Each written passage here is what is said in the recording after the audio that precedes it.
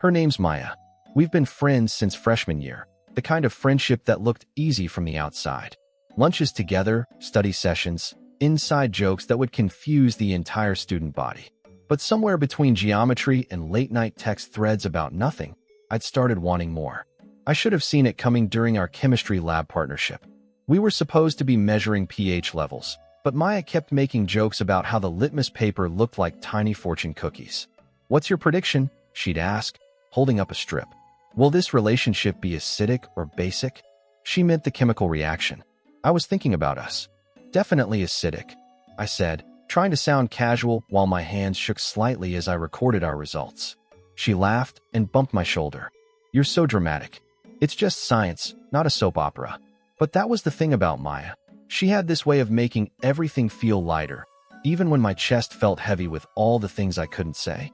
She'd steal my pencil mid-sentence during English class, doodle tiny cartoons in the margins of my notes, then hand it back with a grin that made me forget whatever I was writing about. You never realize how much space someone takes up in your life until you start noticing where they're missing.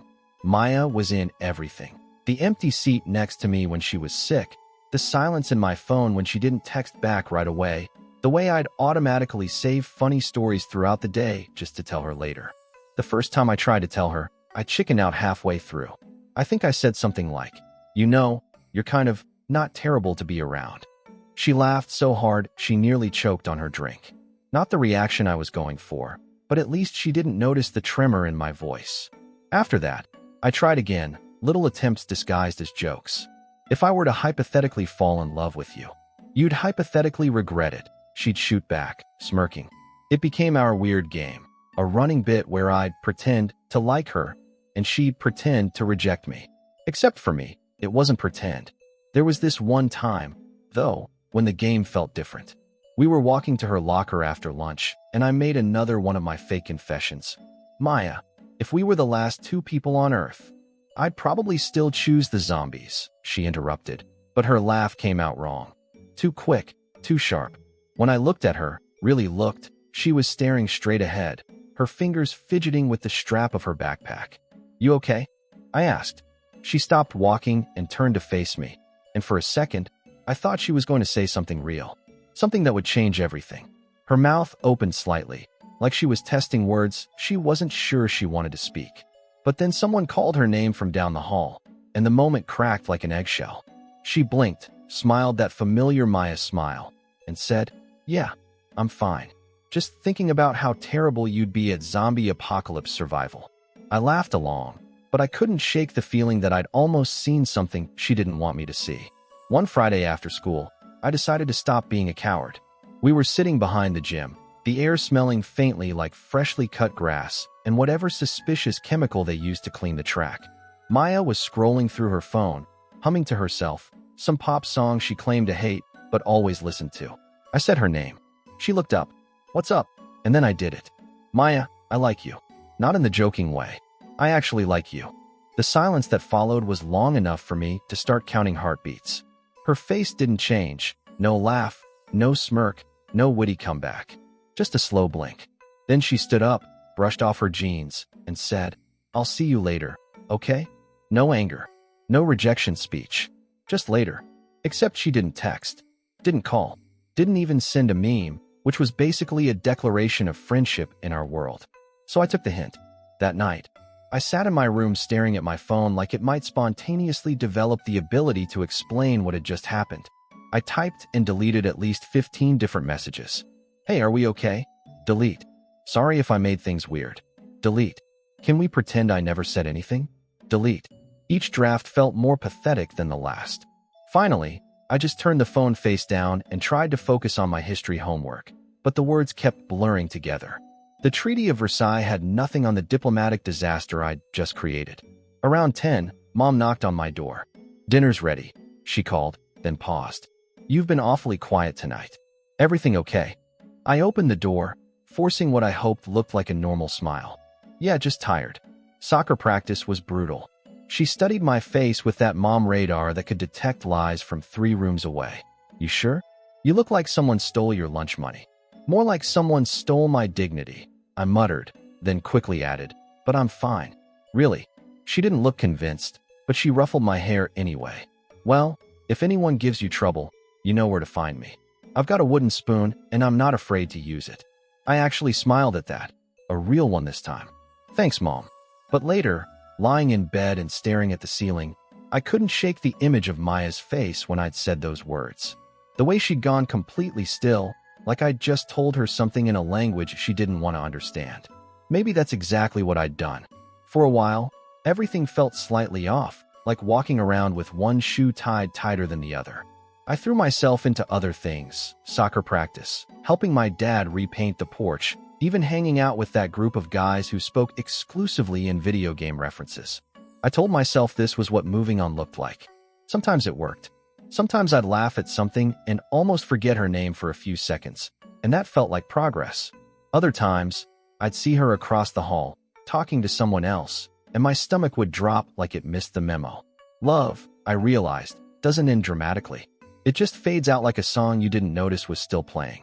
And yet, sometimes I swear I could still hear it. Chapter 2, The Waiting Game. If emotional whiplash were an Olympic sport, Maya would have taken gold. A few weeks after my disaster of a confession, she was suddenly everywhere again. Texts about random things. Did you see that squirrel outside the cafeteria? Or, you still alive? Or did soccer kill you? She'd plop down beside me at lunch like nothing had happened, borrowing fries and half my peace of mind. Part of me wanted to ignore her, but it's hard to ignore someone who steals your water bottle mid-sentence and says, "Hydration is community property." It felt unfair. She got to act normal, while I was out here trying to surgically remove my feelings with willpower and bad distractions. The worst part was how easy it felt when I stopped fighting it. Like when she convinced me to help with the spring carnival setup. Come on, they need someone tall to hang streamers, and you're the tallest person I know who won't complain about it. We spent the afternoon in the gymnasium, transforming it into something that looked like a craft store had exploded in the best possible way. Maya was in her element, directing traffic and making jokes that had the other volunteers laughing until their sides hurt. I found myself getting caught up in it too, forgetting to guard my heart for whole minutes at a time. "Hand me that roll of blue crepe paper," she called from her perch on a ladder. I passed it up, and our fingers brushed for just a second. Such a small thing, but it sent electricity straight through my chest. She didn't seem to notice, just kept working, humming under her breath. Later, when we were cleaning up, she sat on the bleachers and watched me stack chairs. "You know," she said, "this is nice. Just hanging out. Like before. Like before." As if before was some golden age we could just slip back into, instead of the minefield it had become for me. "Yeah," I said, because what else could I say? That every casual touch felt like a small betrayal of my own sanity? That watching her laugh with other people made me feel like I was slowly disappearing? She smiled at me then, soft and genuine. And for a moment, I almost believed we could make it work. That maybe friendship would be enough. But walking home that evening, the setting sun painting everything in shades of gold and regret, I realized how much that normalcy hurt.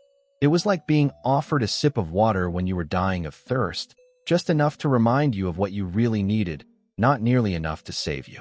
Finally, one afternoon, I cracked. We were walking home, the sun setting behind us, painting everything orange, the kind of light that makes even cracked sidewalks look poetic. She was talking about some drama club thing when I stopped. "Maya, I can't do this," I said. She blinked. "Do what?" "This, whatever this is. You keep showing up, and I like you, okay? I really like you. So being around you and pretending it's fine, it's not. I need space. We can't be like before." She stared at me, the same quiet look from that day behind the gym. For a second, I thought she'd just walk off again. But then she said, soft and quick, "I like you too." That sentence hit me like getting an extra life in a game you thought was over. "But," she added, and the but came with a sigh that could have deflated a balloon, "you'll have to wait. Just a little longer." "Wait for what?" She didn't say. And me, the fool who never learns, nodded. "Okay, I can wait." I even smiled, though it felt like swallowing glass. Because hope is dangerous, but it's addictive too. That night, I did something I'd never done before. I wrote her a letter. Not a text, not an email, but an actual letter on actual paper, like some character from a period drama who'd lost his mind. "Dear Maya," I started, then immediately crossed it out. Too formal. Maya, I tried again. Asterisk, I know you said to wait, and I will. But I need you to know what that means for me. Asterisk. I wrote about the carnival setup, about how her laugh made everything else fade into background noise. I wrote about the way she doodled in my notebook margins and how I'd started leaving extra space just for her drawings.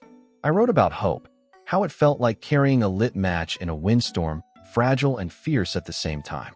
I don't know what you're waiting for, I wrote near the end, asterisk, but I want you to know that whatever it is, I think you're worth it. I think we're worth it, asterisk. When I finished, I folded the letter carefully and put it in my desk drawer.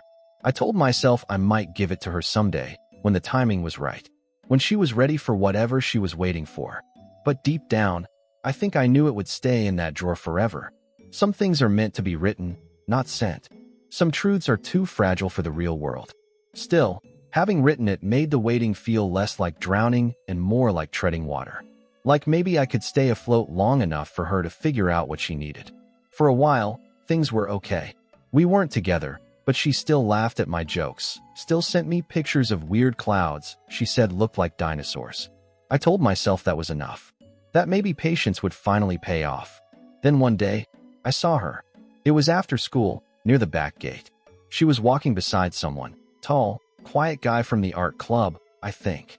They were holding hands. Not maybe holding, not, oops, our fingers brushed, full-on fingers interlocked, like two puzzle pieces that actually fit. I froze.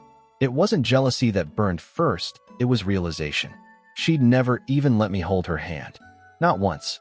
And suddenly, every small thing, the wait a while, the gentle smiles, clicked into place. I wasn't waiting for us. I was just waiting.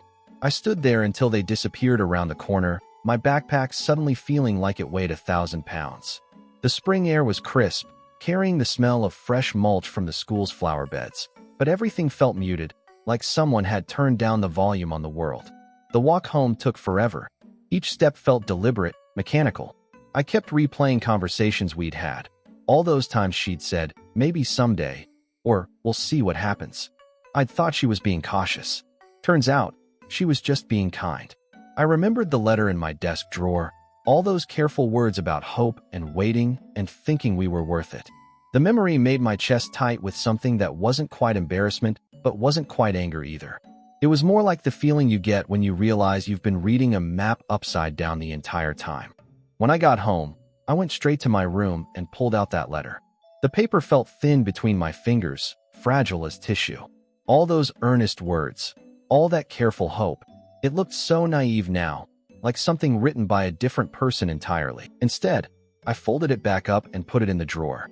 Not because I still believed in it, but because I needed to remember what it felt like to be that hopeful. What it felt like to think that waiting was the same thing as being chosen.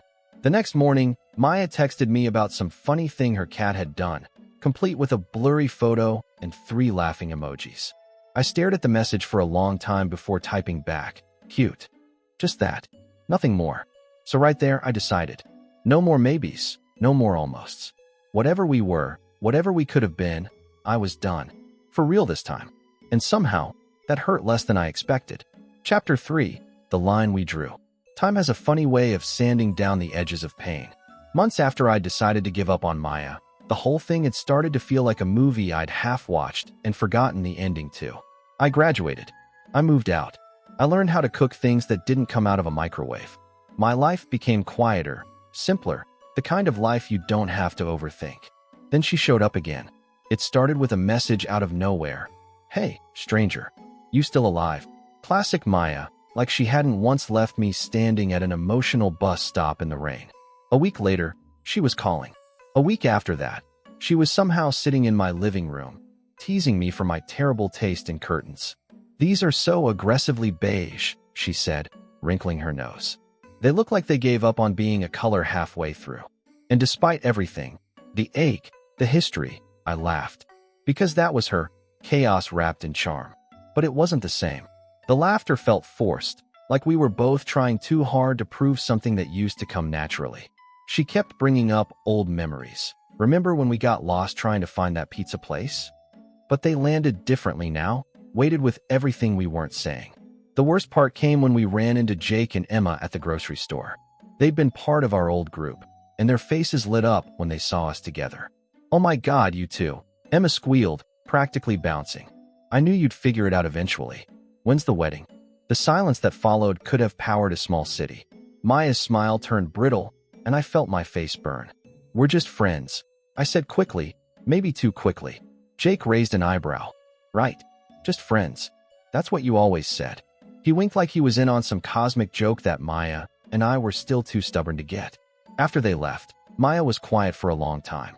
"Finally," she said, "everyone always thought we were inevitable, didn't they?" "Yeah," I said. "They did." She nodded slowly, like she was filing that information away somewhere safe. "Funny how wrong people can be." I agreed, but something in her voice made me think she wasn't entirely convinced. But I wasn't the same anymore. So I told her, "We can be friends. Just friends. If that's what you want." She grinned. "Not fake, not forced. That's exactly what I want." And maybe she believed it. Maybe I did too for a while. College came, and with it, 1,000 new faces. Somewhere between late-night study sessions and cheap coffee, I met Lena, the kind of person who didn't try to fix me, just sat beside me while I learned to be okay. Lena was different from Maya in every way that mattered. Where Maya was all sharp edges and spontaneous energy, Lena was steady, thoughtful. She'd bring me soup when I was stressed about exams, not because she thought I couldn't take care of myself, but because she wanted to. She listened to my rambling thoughts about philosophy class without trying to turn them into jokes, and when she laughed, it was never at me, always with me. We started dating quietly. No grand confessions, no drama. Just small things, a hand reaching for mine, laughter echoing in hallways that smelled like stale coffee and printer ink. When Maya asked to video call one evening, I didn't think much of it. We'd been talking more regularly, and things felt stable between us. "Safe. I want to meet this mysterious girlfriend," Maya said, grinning at her phone screen. "You've been so secretive about her." Lena was curled up next to me on my dorm room bed, reading a book about environmental policy. When I asked if she wanted to say hi, she smiled and leaned into frame. "So you're the famous Maya," Lena said warmly. "I've heard so much about you." Maya's smile flickered for just a second, so brief I almost missed it. "All good things, I hope." "Of course," Lena laughed. "He talks about your friendship like it's something out of a movie." "Yeah," Maya said, her voice a little too bright. "We go way back, don't we?" She looked directly at me through the screen, and something in her expression made my stomach tighten. The conversation lasted maybe 10 minutes. Polite questions about majors and campus life, Lena being genuinely interested in Maya's art history program.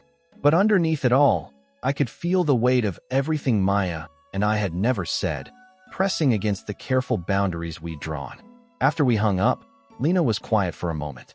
Then she said, "She's still in love with you." I started to protest, but she held up a hand. "It's okay. I can see why she would be. Just be careful, okay? Some people don't know how to let go." Then one afternoon, Maya came to visit. She said she was in the area, which I'm pretty sure meant emotionally unprepared to move on. I showed her around campus, cracked a few old jokes. She seemed fine, smiling, teasing, the usual.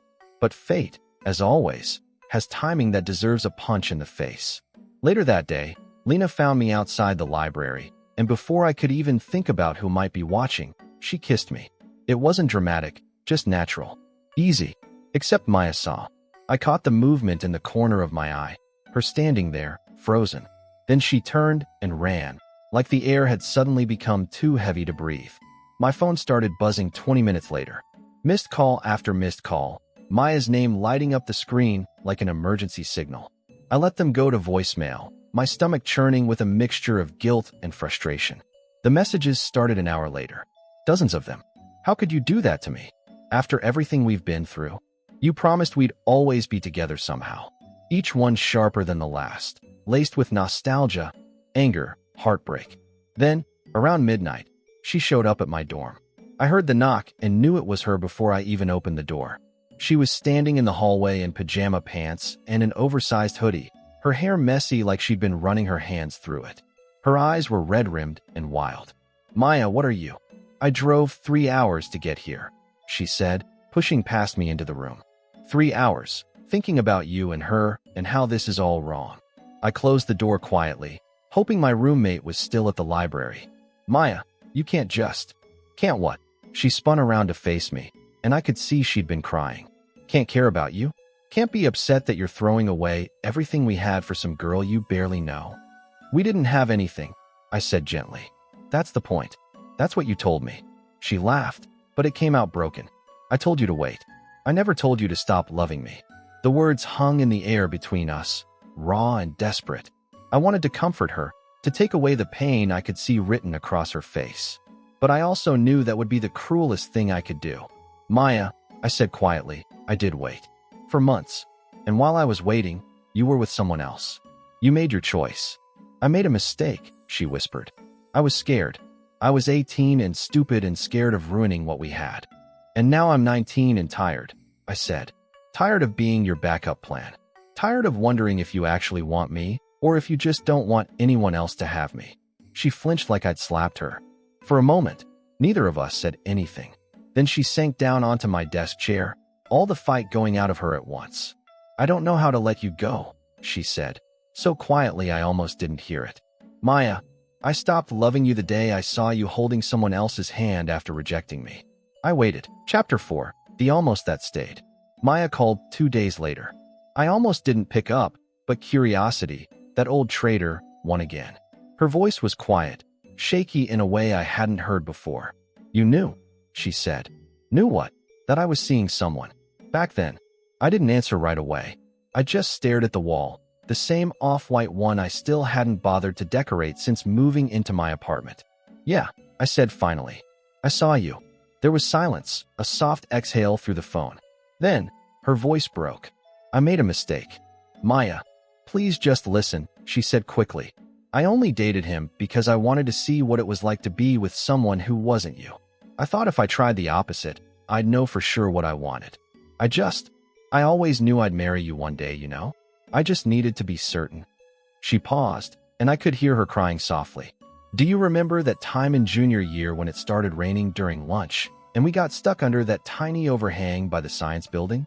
You gave me your jacket even though you were shivering, and we just stood there talking about whether aliens would understand human music. I did remember. I remembered how she'd looked in my oversized hoodie, how she'd laughed when I said aliens would probably think pop music was a form of torture. You walked me home that day, she continued, her voice thick with tears. 3 miles out of your way because I'd forgotten my umbrella. And when we got to my door, you said, her voice caught. You said, see you tomorrow, Maya. Like it was a promise. Like there would always be a tomorrow with us in it. My chest tightened. I could picture it perfectly. The way the rain had made everything smell like earth and possibility. How she'd smiled at me from her doorway like I'd just given her the world instead of a soggy walk home. Maya, I said gently, that was a long time ago.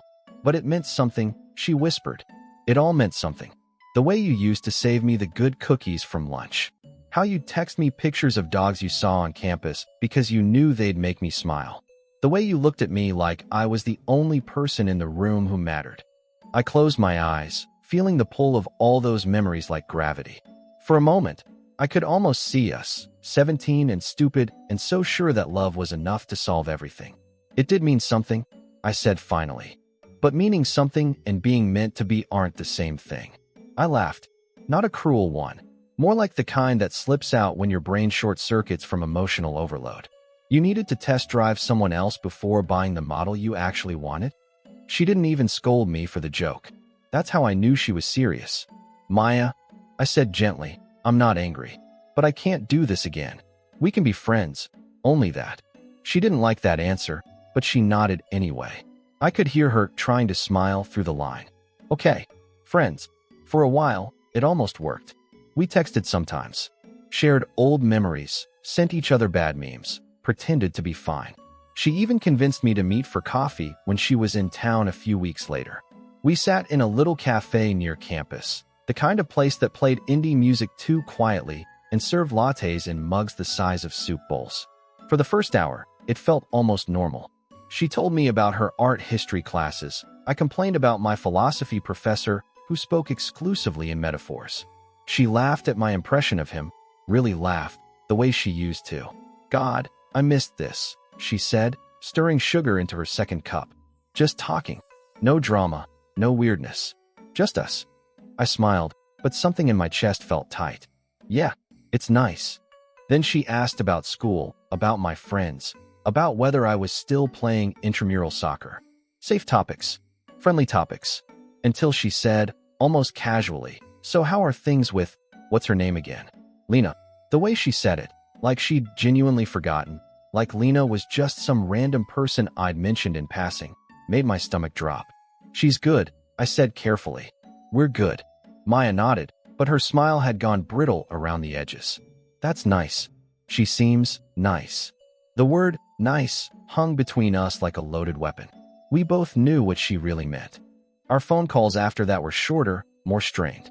She'd start out cheerful, asking about my classes or my family, but somehow the conversation always circled back to Lena. Little comments that felt innocent on the surface but carried weight underneath. "I saw on Instagram that you guys went hiking. That's so domestic." "She's studying environmental science? How practical. You look happy in those photos." Different. More settled. Each observation felt like a small cut, precise and deliberate. I started screening her calls more often, letting them go to voicemail, and texting back hours later with excuses about being busy. Then Lena and I got engaged. It wasn't a fireworks and roses kind of proposal, more like me fumbling a speech and her laughing halfway through it. It felt real. Easy. Solid. I posted a simple photo on social media, just our hands, Lena's ring catching the light from my dorm window. Within an hour, the congratulations started pouring in. Friends from high school, college buddies, family members I barely talked to. Maya's message came that evening, long after I'd stopped checking my phone. Asterisk congratulations. I'm so happy for you both. Really, Lena seems like an amazing person, and you deserve all the happiness in the world.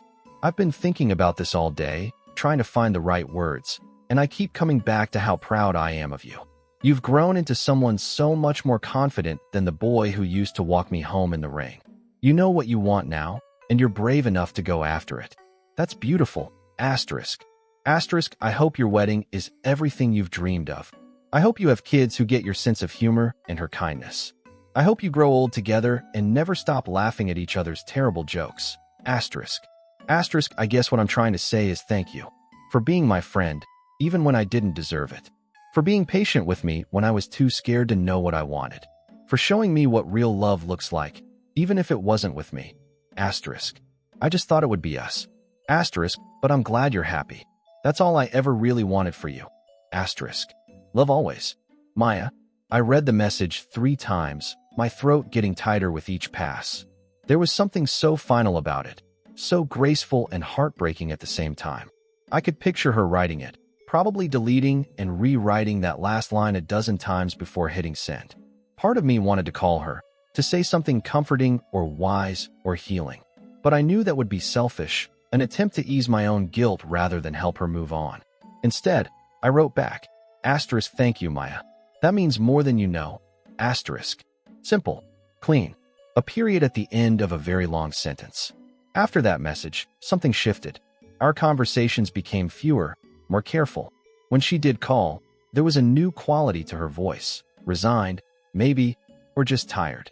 She'd ask about wedding planning with what sounded like genuine interest, though I could hear the effort it took. But gradually, even those calls faded. The messages became sporadic, then stopped altogether. I told myself it was for the best, that we both needed space to become the people we were meant to be without each other. Still, I wondered about her sometimes. Late at night when Lena was asleep beside me, I'd find myself thinking about Maya's laugh or the way she used to doodle in my notebook margins. I'd wonder if she was happy, if she'd found someone who could love her without all the complicated history we'd carried. One afternoon, about 6 months after the engagement, I was cleaning out my desk when I found it.